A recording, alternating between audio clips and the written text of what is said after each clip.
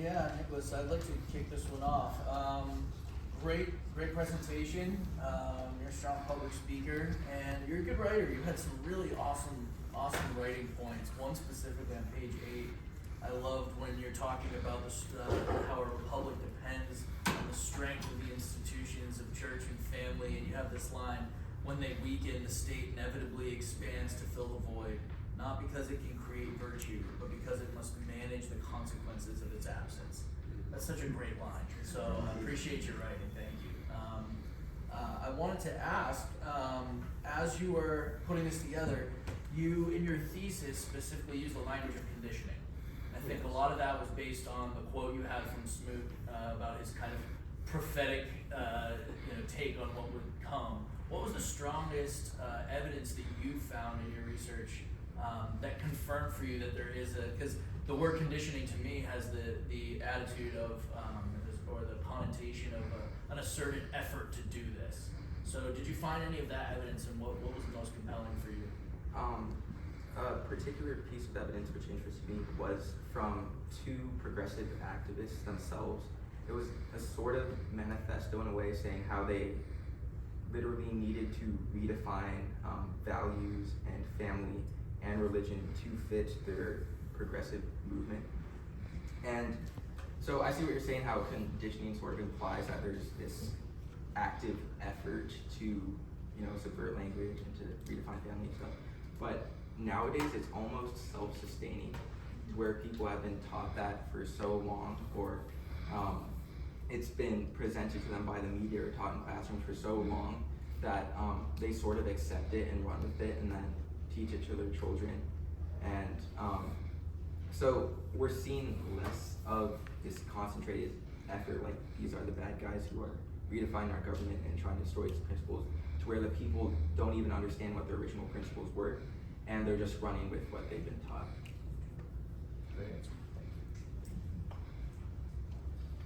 I'd like to say that I really loved how you reiterated and how strongly you came up with your proofs. I mean, very clear to me what your stances were, and it makes it more memorable when you repeat and make it so clear.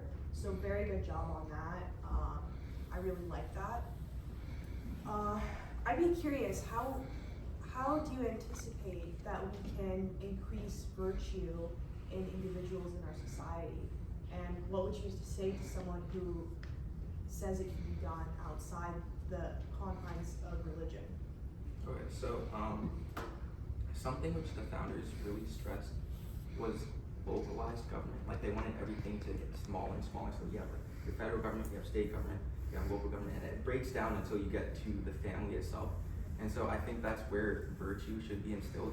And even outside of the confines, you could say, of religion, I do quote C.S. Lewis in my paper from Mere Christianity, where he talks about these 4 cardinal virtues that are accepted by any civilized society, and they are prudence, temperance, justice, and fortitude. So you have common practical sense, you have integrity, honesty, self-control, just like universally accepted virtues outside of Christianity or religion or the church. So I think that part of combating this problem would be for parents inside of their family to cultivate those cardinal virtues, if they're outside of religion, just those cardinal virtues in their own homes, so that the population could align more with the founder's vision. Did your views at all shift on this, or not necessarily change, but maybe one of them strengthen more than the other, or maybe you're more convinced of a certain morality that we should be practicing? I wouldn't say my views changed drastically, but when I found the Dan Smoot report and saw it was from the 60s, I was a little bit surprised, because I didn't know this problem reached that far back. And he was so specific. Like, if I copied and pasted that into literally anything today, it would have worked with what's going on right now. So I would say I was surprised at how precisely he describes this problem and the solution to it, but my views didn't really change in a major way. I did really like how you brought Smoot in and from that era. So you kind of pick someone outside of modern commenters and our founding fathers that could really speak to that. I really like that, by the way.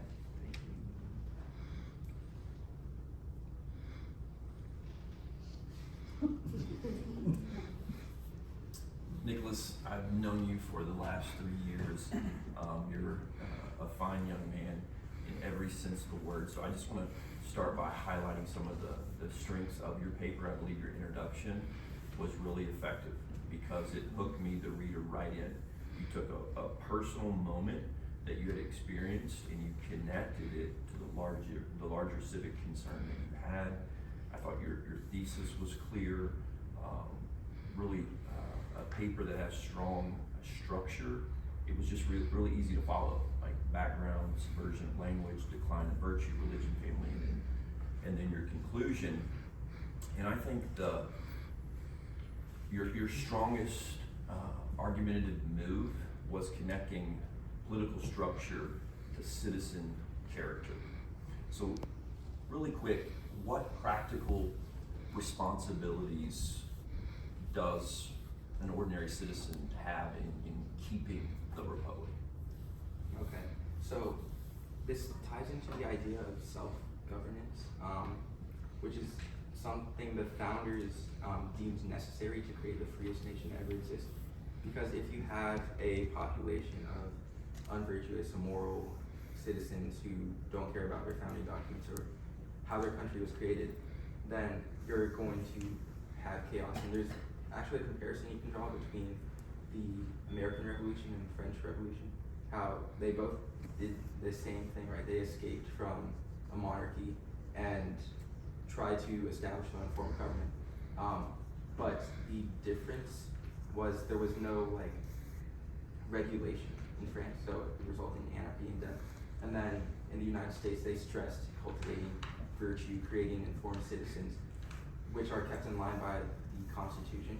So for practical responsibilities, I would say practicing virtue is essential if you don't want a strong governing body to come in and fill that void. That's something I would definitely encourage, even to the, I don't know, I guess you could say the average citizen who doesn't practice religion and doesn't care about the church. Just from a logical standpoint, preserving our republic depends on virtuous people.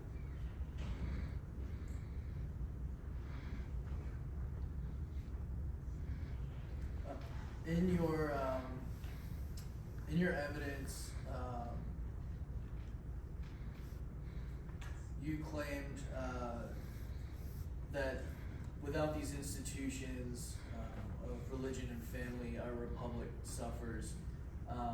Could you explain a little bit how what the negative effects are and exactly how that happens? Well, the founders considered religion and family to be the two primary vehicles in supporting virtue and cultivating it. So I made kind of like a logical syllogism. If it's true, and you rip those two away, then you are inevitably going to see a decline in virtue. And then this is where I talk about progressivism and their attacks against the church and the family, and how that results in more polarization, more people fighting with each other, and less virtue. So I mean, like, even just, you could take polarization alone. Like, if we all were aligned with the founding fathers' vision, we wouldn't be disagreeing about issues themselves, just the way to solve them. Like, I don't know how I can say that, but like, if everyone was virtuous and everyone's viewpoint aligned with the fathers, it wouldn't be like, oh, are you pro-life or pro-abortion? It wouldn't be, do you believe in borders or not? It would just be like, this is what we believe because it aligns with our founders, and now we're just dealing with nuances, little trivial matters, and how to best solve these problems. Does that make sense? Sure, it Okay. actually leads to my follow-up, Okay. which is, we've talked a lot about virtue and developing and forming virtue within these institutions. But as you've worked on this project, what have been your thoughts? Like, there's a certain idea called Christless conservatism. Have you heard that phrase before? Yes. What are your thoughts on Christless conservatism? And does virtue still carry the same impacts on these institutions if Christ has no place? Well, I think even if they lead their lives similarly to Christians or religious people, they're still doing it from the standpoint of, I'm doing this because it is my duty as a citizen, rather than I'm doing this because I understand there's something greater than my country.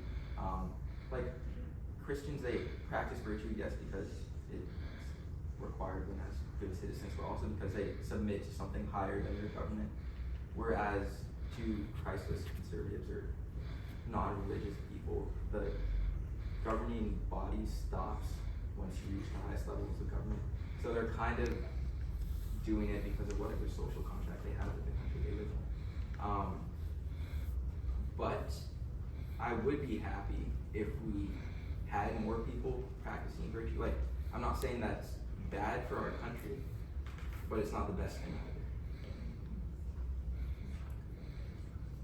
To follow up on that, because especially around this topic, there is a lot of opposition. I'm sure you know, and you'll only experience all the more. But I would be curious, like, have you ever had any opposition in any real conversations you've had? How has that gone? And like, what would be like the strongest example there of opposition? Okay.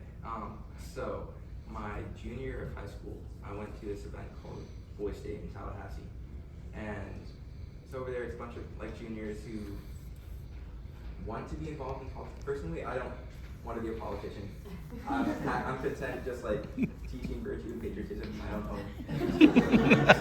Doing that. But I was surrounded by, like, I met a kid whose life goal since he was 6 was to be the governor of Florida. Okay.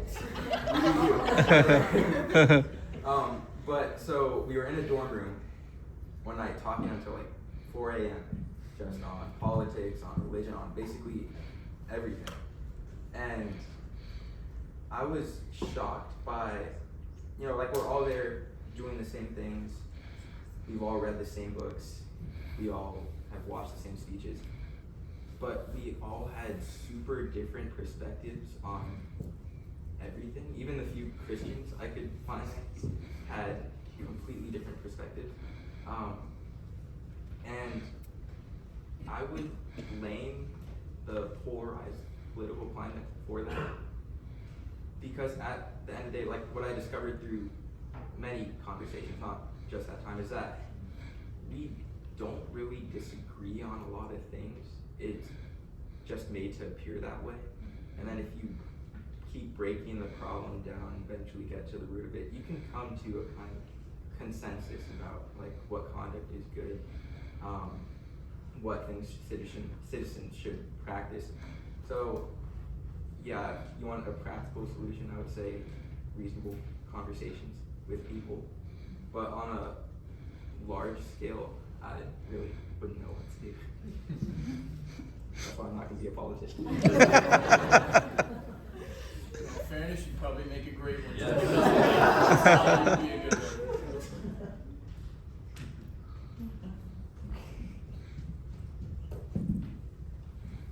So you make the argument that obviously virtue is necessary for liberty. Make your argument on why laws alone can't preserve the republic. Why laws alone can't preserve the republic? Well, so the whole idea of a republic is that the people are sort of the self-governing body, and the founders wanted there to be as little oversight as possible. Like, they didn't have to micromanage what every citizen's doing. They just wanted the people to be virtuous of their own free will so that they could enjoy the freedom of their country. And that entire idea sort of falls apart when you have your people running rampant, and then you have to create so many additional laws to sort of like put them back in line. And that's ultimately what the founders wanted to avoid, because they understood what it was like to live in places where there are so many regulations imposed on the people because the people themselves aren't virtuous, or just because it was the will of their mother. But yeah, in order to preserve liberty, there need to be fewer laws. In order for that to work, the people have to be virtuous of their own free will. Within your generation, do you see hope for positive change towards this? I'm optimistic.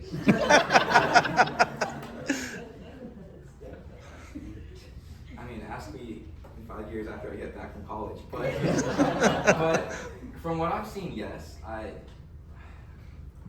think people are starting to figure out that there's something wrong with the way that Americans are living right now, but they just haven't figured out what the solution is to that yet.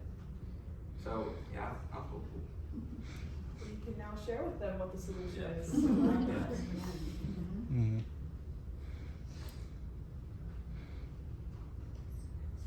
That was an excellent speech. I love the topic.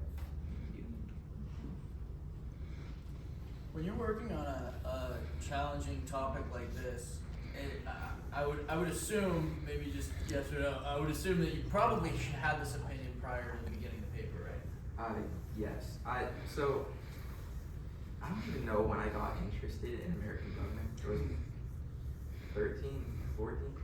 I don't even know why, but I just ran with it, and this is something I've loved researching for the longest while, and I love that I now had an excuse to research it even more. But yes, I did already reach this conclusion prior to writing on this topic.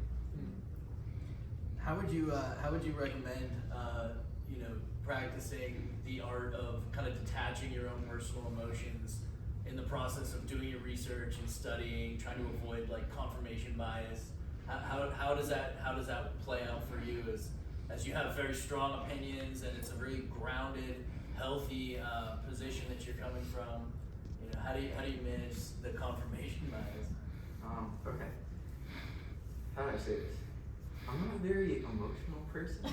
But, like, I don't know, I've had people tell me, like, wow, you're such a robot. And, but I do tend to easily detach my emotions from conversations or things I'm researching sometimes. I don't know the art to it. I'm not saying it's a good thing, but I mastered it. But I will say, but I will say that I like to think the best of people when I enter a conversation with them, and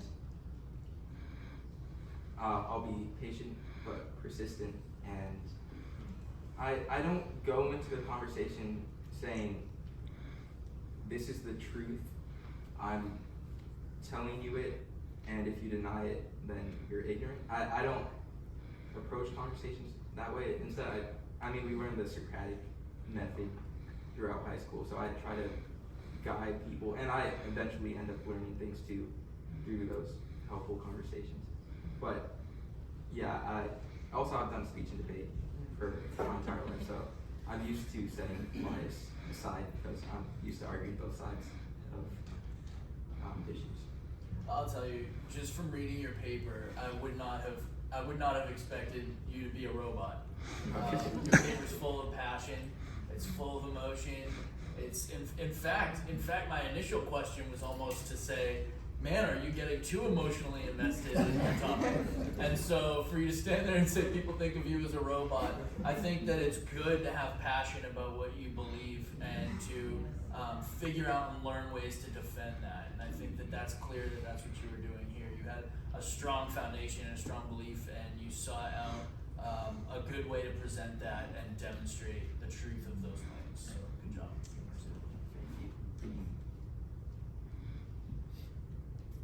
How do you think CC specifically, having the you to develop this passion and this research and this thought in this topic? We do a lot of research on American history. I think it's challenge 2 or 3, like in the earlier years of high school. But CC is really concerned with teaching you how to think critically and teaching you how to look at different worldviews, look at different issues, and sort of discern what is true, what you should believe, and how you should approach conversations with other people on those topics. So it's not necessarily like, all right, this is the good political party, these are all the policies you should agree with. It doesn't do that, but it teaches you how to test things for yourself and see if they align not only with our country's principles, but with the Bible and with truth. That's what I would say to that. It's awesome. I just want to highlight your conclusion, specifically one line when you talked about the survival of the republic will not be decided only in courtrooms or capitals, but also in living rooms, churches, and classrooms. I believe that is a strong and memorable closing image because it takes a large political argument and makes it personal. So how do we get that message to people and convince them that it's not pointing out there and saying it's the politician's fault, it's their responsibility, and get them to point here and say, you know what, it's my responsibility in my home, workplace, church, etc. So there are different responsibilities placed on different groups in that issue. Yes, it's the responsibility of citizens to be informed and pass that on to their children. I think the education system has also failed in creating informed citizens. And then politics has sort of become theatrical now to the point where you're not reaching, I don't know, there are no, you're sort of like, you go into politics knowing this is what I have to stand for because this is the party I align with, rather than this is what is true and this is what the people should do and this is how to best preserve our country. So yeah, the burden of preserving our republic falls on multiple shoulders, not just the parents, not just the education system, but also, yeah, I would say people, politicians and people involved in government need to remind the citizens that, you know, you are the self-governing body of America and the survival of our republic depends on you.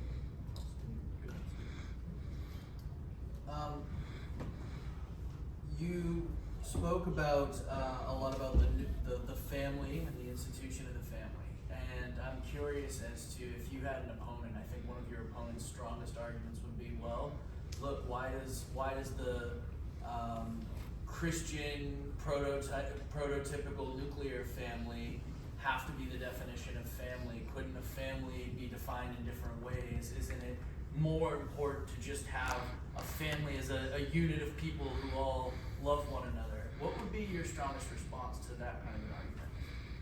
Well, so in this part of my thesis, I kind of switch off my logical, or no, I wouldn't say that. I sort of pivot from purely political to bringing in some of my religious beliefs. And I talk about the different roles that a father and mother have in instilling virtue and loving their family sacrificially and training their children, I would say, in the admonition of the Lord. But to someone who disagrees with that structure of family, I would point them to how, not just from a religious standpoint, but from a logical and, you know, in the best interest of our country, it is the most ideal form of family and tends to have the best results where, you know, the children's education or the amount of virtue they practice is concerned. I don't know if that answers your question. Sure, yeah. But I mean, I noticed that you had some good statistics on the decline of the nuclear family. I was wondering if you also encountered statistics, because I'm aware that there's quite a good supply of data that would support the claim that you're making that says, that all of the outcomes of success and productivity in life decrease dramatically in the absence of a father in the home, in the absence of a cohesive nuclear family unit. Did you come across any of that, and how did that impact I you? did. I did not fit it into my paper because I also procrastinated. Okay. I did not. You were fit like it into right my there. paper. I said, I was like, man. But I would definitely agree that every ideal outcome is best achieved by the biblical understanding of the family, and that makes sense because God designed it that way.